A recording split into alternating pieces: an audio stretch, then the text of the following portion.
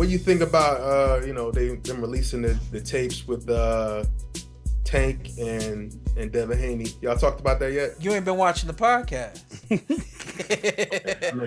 I wasn't here, but we could talk about it. I didn't like that.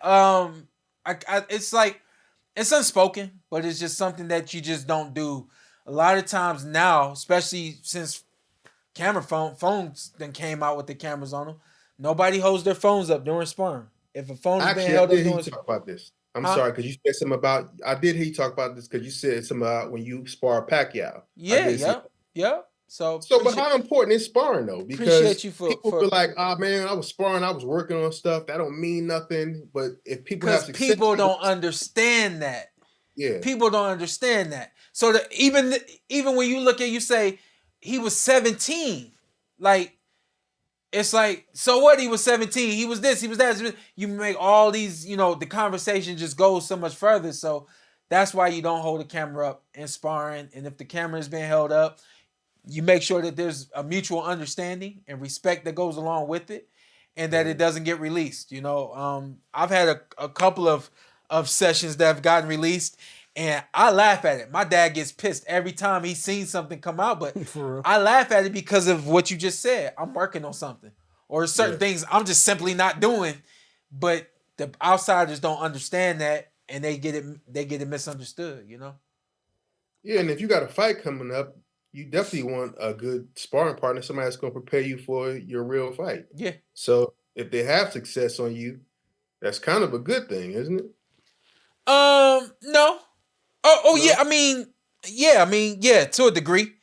I was the kind of guy that in the beginning of a training camp, I was probably 70%.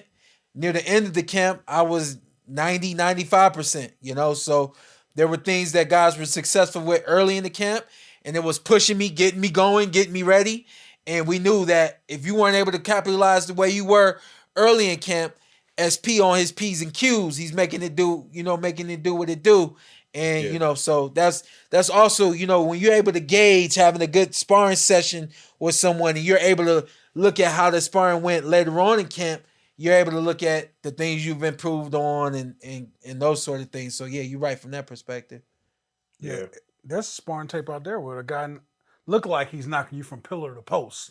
Young kids. Pillar to post. You gotta take it back. Young kid. But you literally just working on the... What? Hey. What? Hey, nah, I've been working on getting some commentary gigs going for me and Antt. If he ever say pillar to post, I'm muting him the rest of the show. if you ever talk over a highlight reel and say, look, he was getting them from pillar to post. Get cut.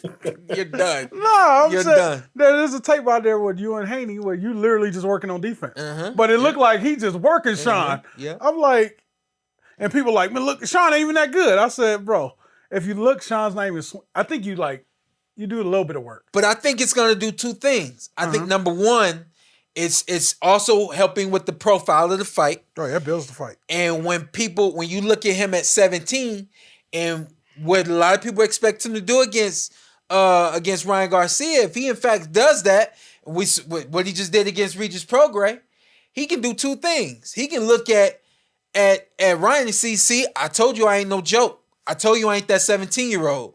And now he can look at Tank and say, guess what? I ain't that 17-year-old no more.